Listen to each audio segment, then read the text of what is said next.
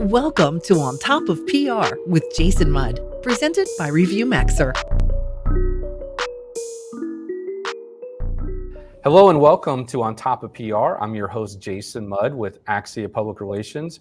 Today we're joined by Dave Auchter. Dave is the Chief Marketing Officer of Haskell. Dave, welcome to the show. We're glad you're here. Jason, thanks for the invitation. I look forward to a inspiring conversation. Yeah, me too. I'm glad to be here myself. For our audience, Dave is the Chief Marketing Officer at Haskell, overseeing enterprise-wide corporate marketing. Haskell delivers more than $2 billion annually in the architecture, engineering, and construction and consulting solutions to assure certainty of outcome for complex capital projects worldwide. Dave, what does that really mean? What does Haskell do? Well, Haskell's rooted in a concept that services can be presented to customers in an integrated way. So Preston Haskell, the founder of the company, is one of the founders of the Design Build Institute of America, which means the regulatory entity that seeks to get the integrated delivery through design build in the common procurement options in states or with private businesses or elsewhere. We're unique because we have over 800 designers on our team. These are engineers, architects with a variety of disciplines ranging from traditional MEP trades, that's mechanical, electrical, plumbing, to sanitary design. We do a lot of food and beverage design, and so a group like Frito-Lay can come to us. Not only can we build the facility, let me back up, not only can we design the facility, that's the box that holds the production, but we can also design everything in between. So taking raw product from one side of the building through all the way to packaging and palletizing so it can be taken to market. We do that whole process of design and delivery in-house. That makes Haskell very, very unique and an attractive resource for delivery of large CapEx projects where owner teams aren't very large, facility directors and the type. So we augment their capabilities.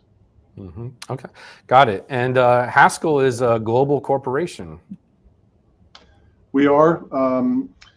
We're headquartered in Jacksonville, Florida. We've got about 700 employees that call Jacksonville their home office. Some of those are remote, most in the office here in downtown Jacksonville. And then we've got 25 offices around the world, predominantly serving the needs of domestic customers, U.S. customers in foreign countries. Right. We've worked in every state in Mexico. We're in South America. We're in the APAC region. We're just wrapping up the first Starbucks roasting facility in China, and doing projects in Vietnam for the LDS Church. So we have a pretty large footprint, and if I think I'm right, there's 13 subsidiaries that Haskell has in different countries to meet the needs of our customers. Wow. Well, that's impressive.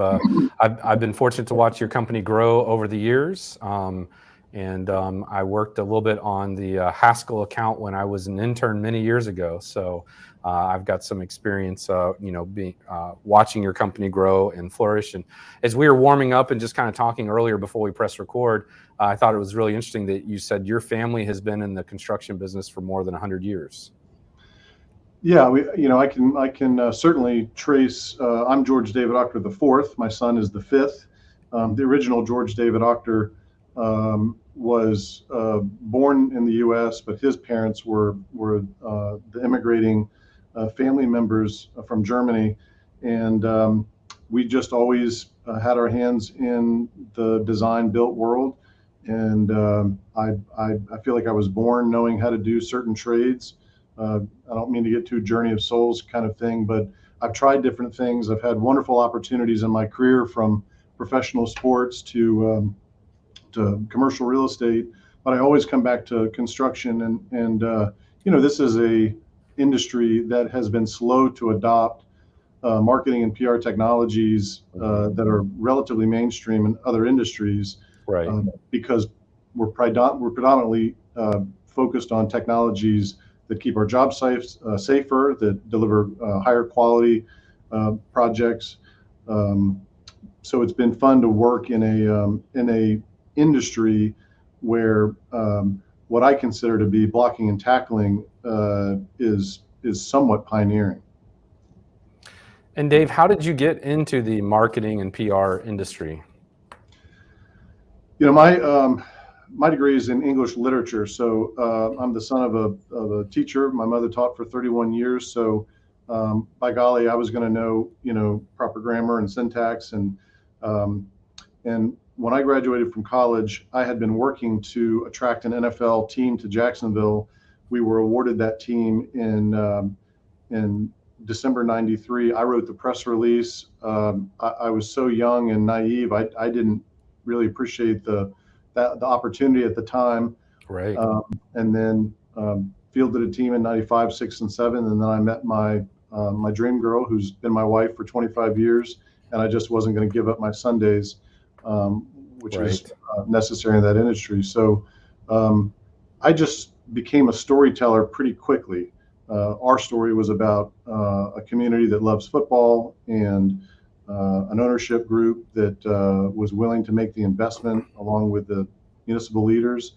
And I've been telling stories, it seems, ever since.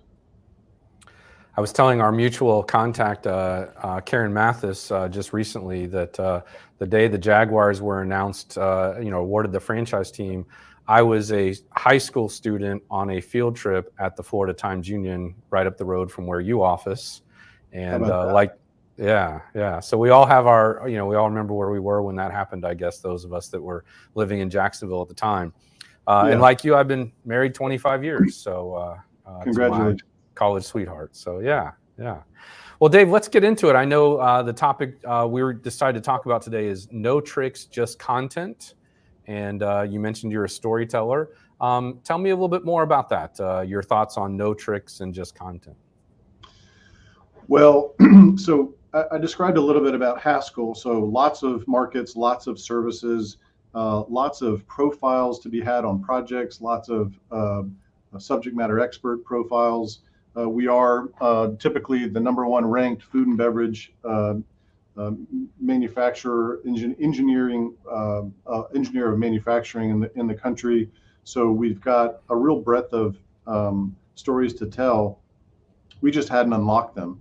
And so in 2016, the company leadership at the time made a concerted effort, a decision and a concerted effort to bolster their marketing ranks. They were still on some antiquated systems and asking people really not trained or conditioned to perform the marketing role. So I was hired to help the company grow at least at the pace of our peers, if not more, because we hadn't by that time.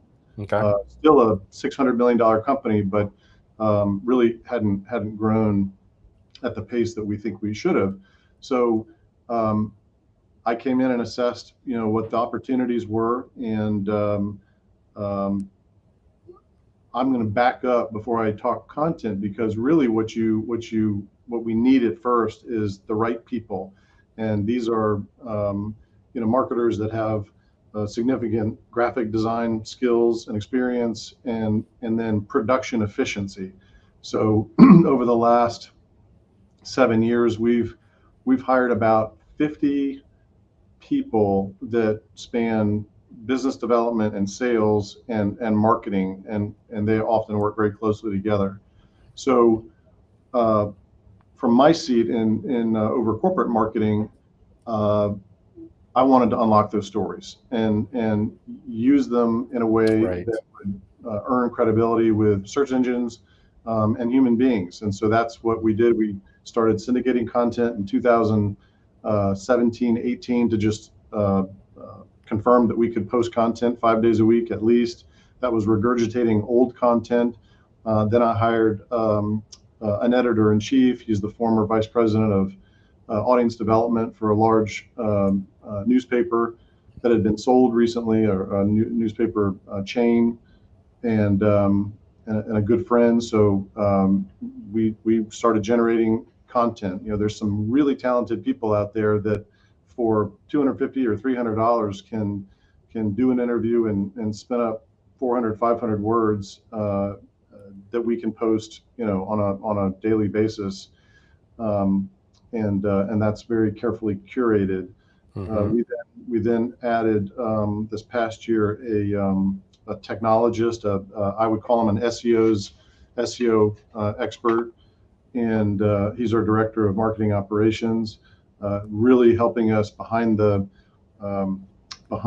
visible assets by maximizing the technologies. We have a very robust technology stack. We're now monitoring and keeping robust analytics. And then we're in the process of bringing a video director in-house who can enhance our content with video from all around our business. Right. Wow. I know Preston Haskell, and he probably never envisioned having such an operation when he first started the company from a marketing standpoint. Well, Preston can run laps around me on just about any subject, and it's the greatest privilege of my professional career that I was able to work with all three presidents of this company.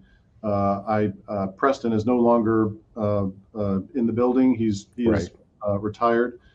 Before him, we had a CEO who then became chairman of the board and then rolled off after a couple of years. And then the current CEO is a Haskell lifer, started in the field and worked his way up through the ranks. He is a world-class leader, but also just a world-class human being. And that just makes coming to work and working hard to grow the enterprise that much better. So, with those three people in the building and advising me and participating, we've tripled the size of the company in the last 7 years. And that was the goal. Wow. 2 billion. Wow. 2 billion is kind of our benchmark. We feel like we can still serve our customers and serve our team members here at Haskell responsibly if we're about 2 billion in revenue. Wow. So was it really around 2017 that you prescribed content as the solution to get you growing at the rate that some of your peers were growing?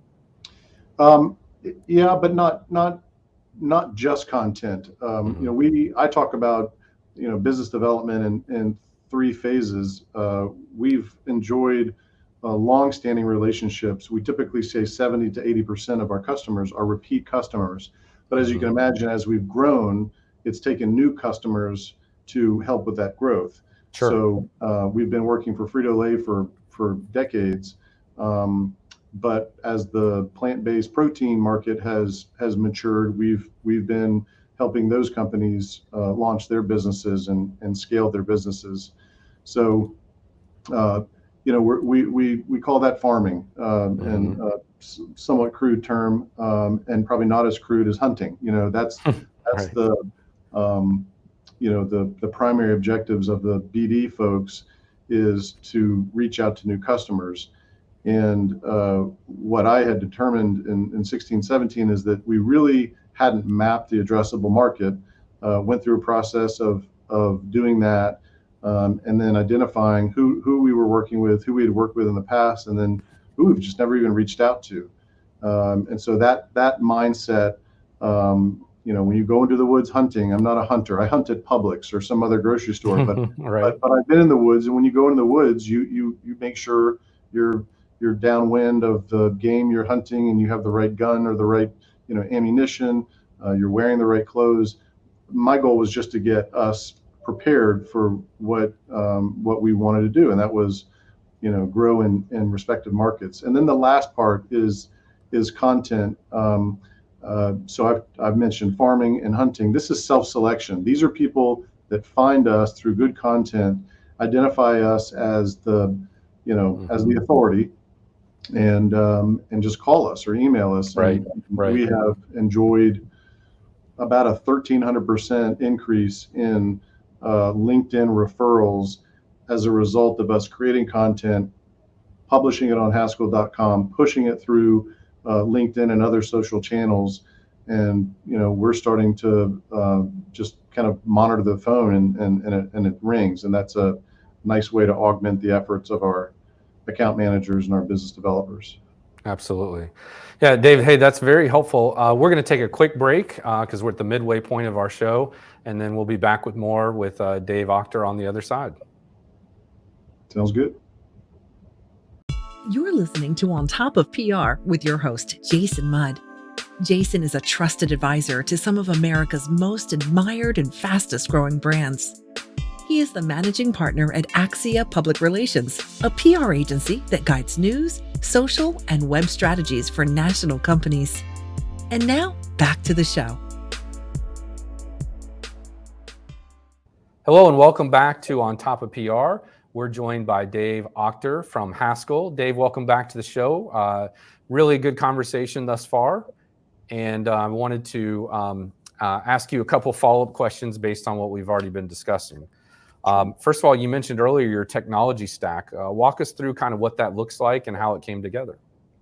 Well, I have to review the stack because, as technology goes, we started out with, maybe a dozen different platforms, but as we rebuilt the website and we optimized the website and changed up our hosting and the tools we use to build content, we're very focused on experiential content because whether you immediately recognize it or not, your brain does. And so we've been doing a lot with animations.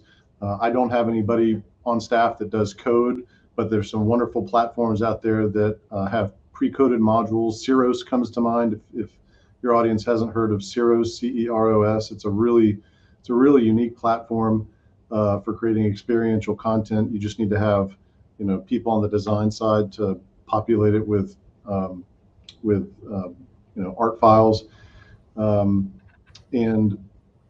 so we look for technology that makes us better. And in some case it's free, sometimes it's expensive, but by my count we have over 20 different technologies, maybe 25 technologies that allow us to execute our website the way we want to. We have great security. We've got social channel management. We've got tools for experiential content. We've got tools for monitoring and for gathering analytics and spitting out insights. So that when I say technology stack, that's what we have going. Sure. Yeah. Good. All right. Well, thank you for sharing that. I know we want to talk about kind of your 3 pillars of content, and I think we've talked around some of it. So why don't you outline your 3 pillars of content for us, Dave? Well, when you're a $2 billion company and you're working across 25 offices, those offices have office leaders. Then the individual markets, which is not geographic markets. What I'm talking about is, healthcare, federal, food and beverage, consumer products. There's leadership there. And then we have, like I mentioned, 13 subsidiaries in countries around the world. Taming the brand is a challenge. So content allows us to reinforce the brand. First and foremost, Haskell Big Blue has a very well-regarded reputation in the industry and across industries. So branding is the first and frankly the easiest one.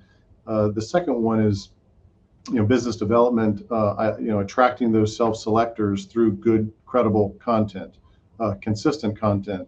And so first goal is to meet Google and Bing and other search engines where they want us in terms of the volume of the content, the uniqueness of the content, the interaction with the content. So we manage those metrics very carefully, but then the content itself needs to be compelling and result in somebody reaching out to us to help them with their projects. And then the last is talent acquisition. We can't grow if we can't find superintendents or we can't find project managers. And so a lot of our content, I'd say 20% of our content is tailored for attracting new Haskell team members. So those are the 3 goals of our content strategy. That's good. Years ago, we started using kind of a mantra of optimize first for the human and the search engine second. And we've seen really good dividends on that as far as, understanding that the search engines are getting better and better, and they're more focused on the human experience. So if you optimize for a human first, the search engines are going to ultimately reward that. Dave, going back to earlier, you said, I think that's a great point, Jason. I yeah, think, you can't emphasize that more. yeah, And that was the point of the title that we came up with this conversation is, you know, if you have stories to tell them authentically, tell them thoroughly, make sure that, you're not just screaming in the forest. You need to make sure that you're syndicating them the right way and making them right, available in the right way. But we just committed ourselves to that a few years ago, rather than trying to turn all the dials on the algorithm. And really, what has allowed us to have triple digit growth year over hmm year over year is we are true to ourselves.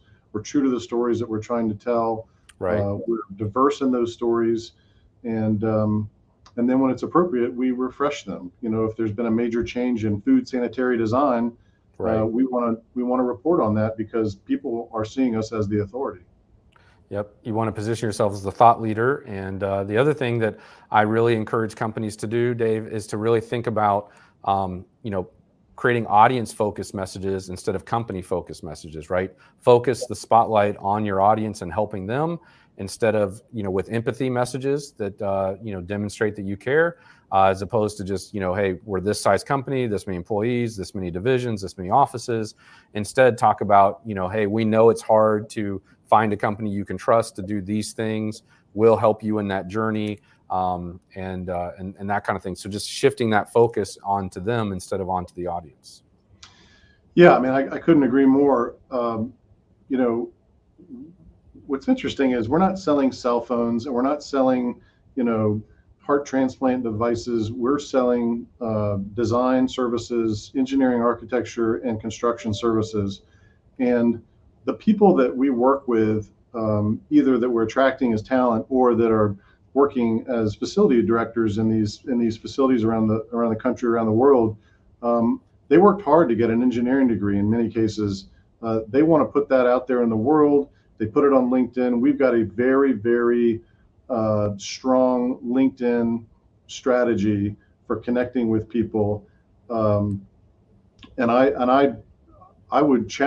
suffer to sell cell phones because the market is so massive. The thing about our market is it's relatively bespoke, and the people that lead on the client side are generally accessible, and the people who are joining companies like ours are typically working for peers who we respect a great deal, Mm-hmm.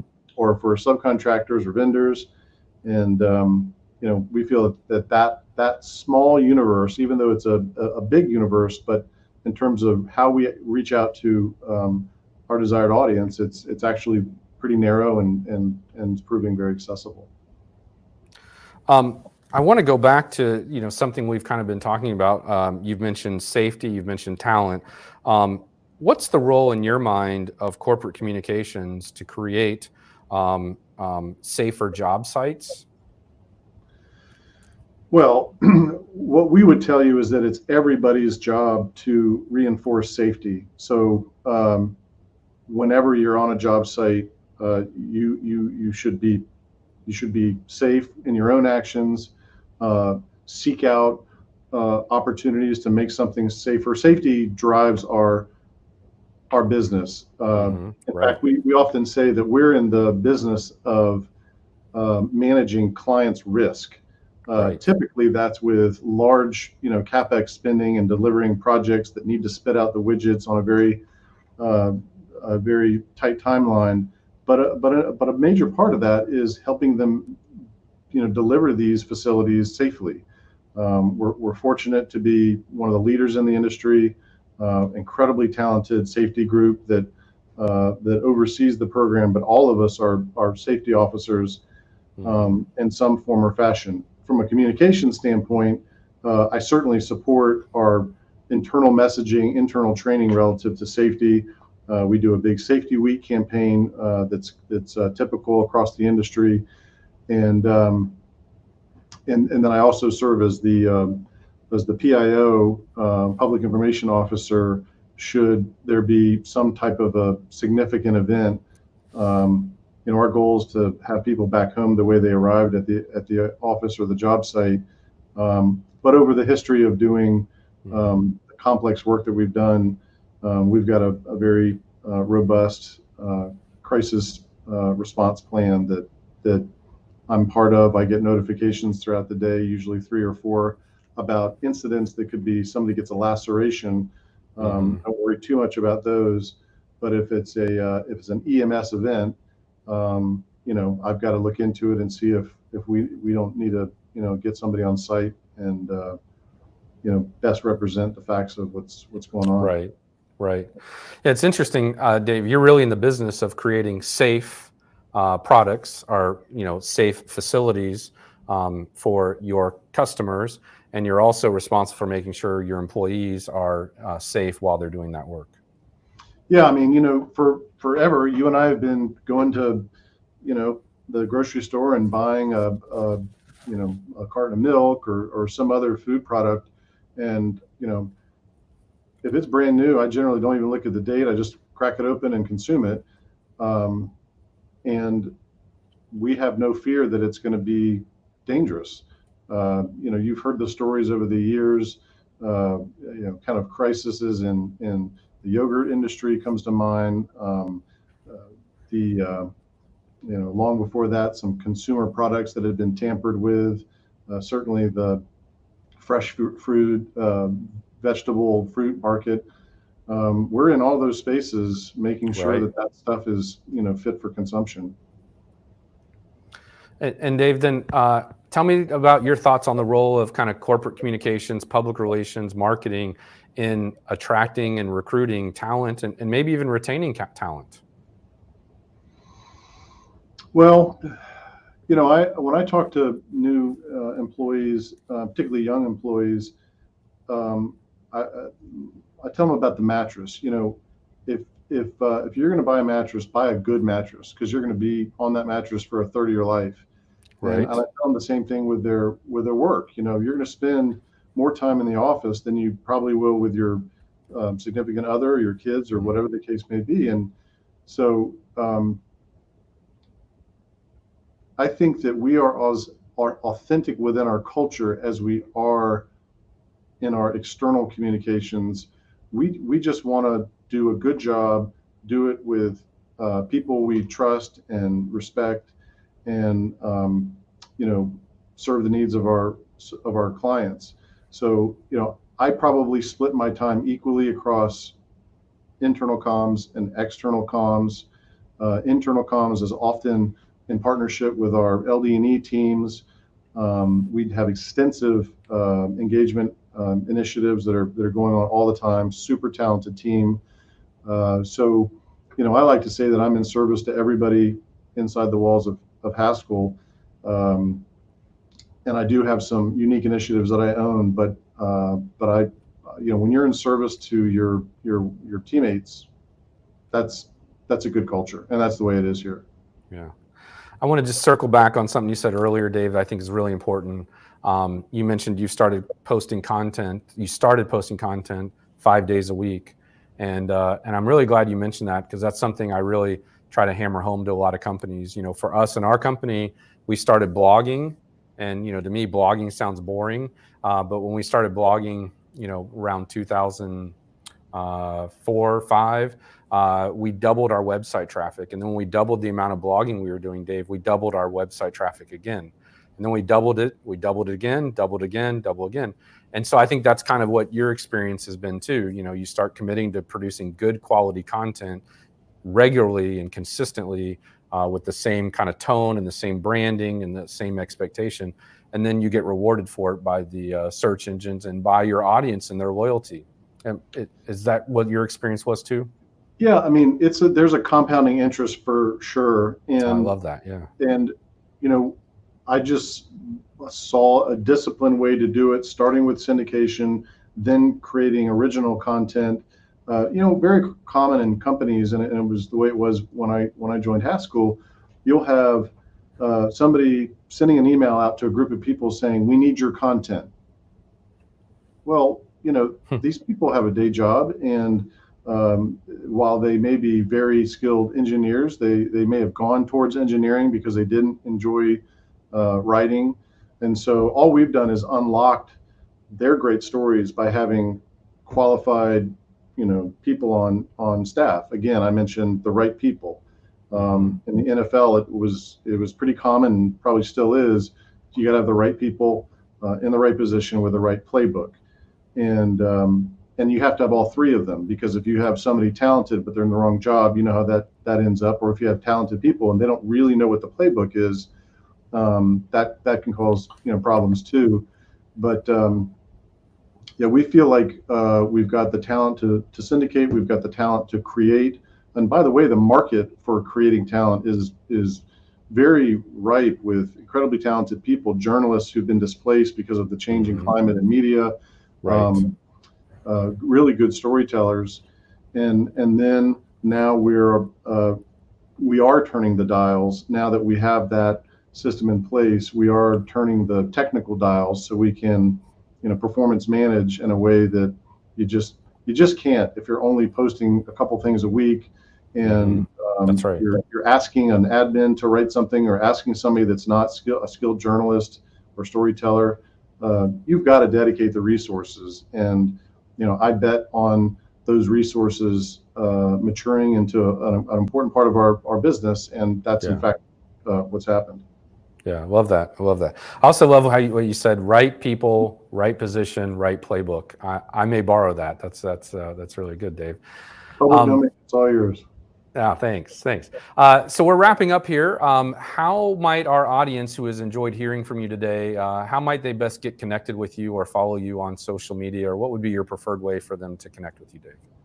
Yeah, I don't really put myself out there as a thought leader. I leave that to other people. I certainly have my own thoughts, but I really enjoy the engagement with peers, and that's one-on-one engagement. Anybody can reach out to me and test me on some of my assumptions, or bounce ideas off me. LinkedIn is the best way to do it, just because it's a good opportunity to kind of look at my background before you ask me questions, and maybe the same for me once I get contacted and reach back out. But I enjoy what I do. I love my job. I've always loved the design and construction universe.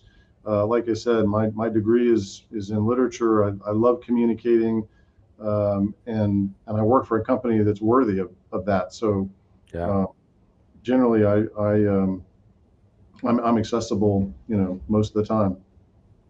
Excellent. Well, Dave, you've been a great guest. I appreciate your willingness to come on. And with that, I want to thank our audience for tuning in as well. And as always, our role here is to help you stay on top of PR. And if you learned something today and you benefited from this conversation with Dave, would you please take a moment and share this episode with a colleague or friend who you think would benefit from it? And with that, it's been my pleasure helping you stay on top of PR. Thank you for your loyalty to our show. And as always, if you ever have a suggestion, please let us know. With that, this is Jason Mudd with Axia Public Relations, thanking Dave and Haskell for participating in today's program. And we wish you well. Thank you. Thank you so much, Jason. This has been On Top of PR with Jason Mudd, presented by ReviewMaxer. Be sure to subscribe so you don't miss an episode, and check out past shows at ontopofpr.com.